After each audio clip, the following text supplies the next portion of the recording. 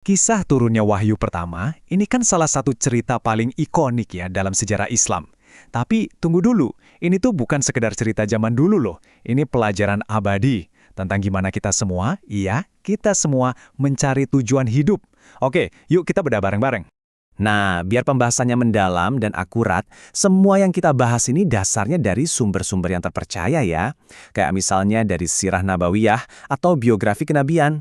Coba deh, tanya ke diri sendiri. Pernah nggak sih ngerasa ada yang kurang?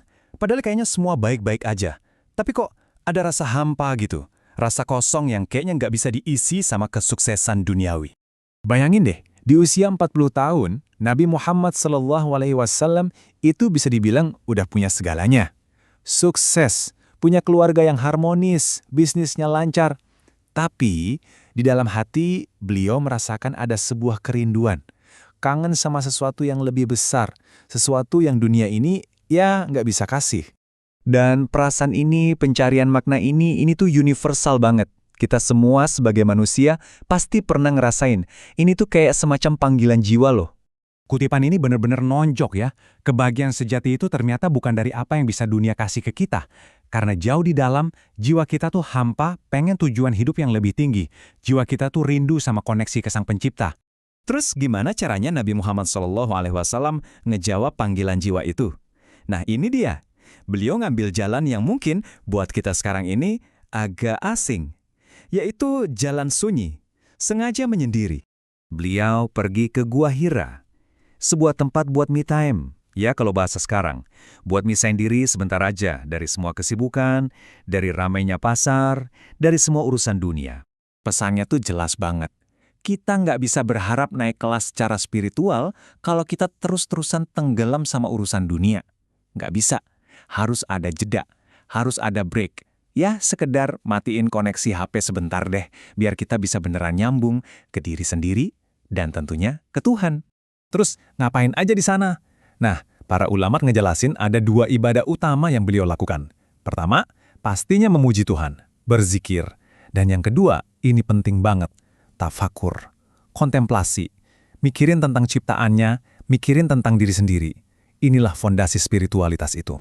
Nah, dari sinilah momen puncaknya datang. Puncak dari semua pencarian beliau. Sebuah pertemuan yang tanpa dilebih-lebihkan bakal ngubah sejarah manusia selamanya. Pertemuan dengan malaikat Jibril.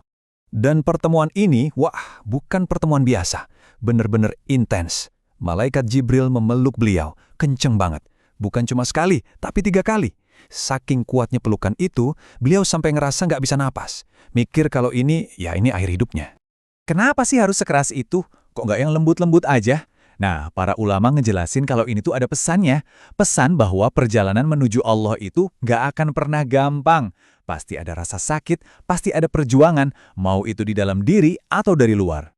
Dan wajar banget, reaksi pertama Nabi Muhammad SAW itu takut luar biasa, manusiawi banget kan? Tapi coba lihat transformasinya. Bertahun-tahun setelah kejadian ini, waktu beliau dikepung musuh yang mau membunuh, beliau malah keluar dengan tenang. Nah itu dia, imannya udah berhasil menaklukkan rasa takut. Oke, sekarang kita masuk ke inti dari wahyu itu sendiri. Perintah pertama yang turun dari langit. Satu kata, tapi jadi fondasi buat satu peradaban besar. Kata itu adalah Iqra. Bacalah. Coba bayangin, di tengah masyarakat yang kebanyakan nggak bisa baca tulis, perintah pertamanya justru bacalah. Tentang ilmu pengetahuan. Ini revolusi cara berpikir loh. Disinilah bedanya. Kalau kita lihat filsafat Yunani kuno, mereka percaya kebenaran itu bisa dicapai cuma dengan mikir aja. Tapi dalam tradisi Ibrahim, dalam Islam, mikir aja itu nggak cukup. Ada syaratnya, Bismi Rabbik, dengan nama Tuhanmu. Jadi ilmu itu harus nyambung sama wahyu. Dan di surah Iqra ini, sebenarnya ada 2 jenis ilmu yang disebutin. Pertama, ilmu ilahi, yang langsung dari Allah. Dan yang kedua, ilmu duniawi, kayak sains, teknologi, semua yang kita pelajari. Tapi ingat, Allah juga yang ngajarin kita cara melestarikan ilmu itu, contohnya lewat pena. Jadi, dua-duanya itu sumbernya satu, terhubung ke Dia. Oke, terus buat apa semua ilmu ini? Ujung-ujungnya kemana? Nah, bagian terakhir dari wahyu pertama ini ngasih jawaban yang, wah, indah banget. Jadi, semua pencarian ilmu kita, semua proses belajar yang kita jalanin, pada akhirnya itu harus ngerucut ke satu tujuan. Peringatannya jelas banget. Kalau ilmu nggak ngebawa kita buat ibadah dan rendah hati di hadapan Allah, hati-hati, itu malah bisa jadi jalan menuju kesombongan. Jangan lupa, iblis itu juga punya pengetahuan kan? Tapi ilmunya nggak ngasih manfaat apa-apa. Struktur wahyu pertama ini benar-benar sempurna. Dimulai dengan perintah Iqra, bacalah, cari ilmu, dan ditutup dengan perintah wasjud waqtarib, sujudlah dan mendekatlah. Nah, ini dia tujuannya. Ilmu yang benar itu harusnya bikin kita makin dekat sama Tuhan. Jadi, pertanyaan terakhir buat kita renungin bareng-bareng. Ilmu yang kita kumpulin tiap hari, gelar yang kita kejar, buku-buku yang kita baca, semua itu sebenarnya lagi ngebawa kita kemana ya?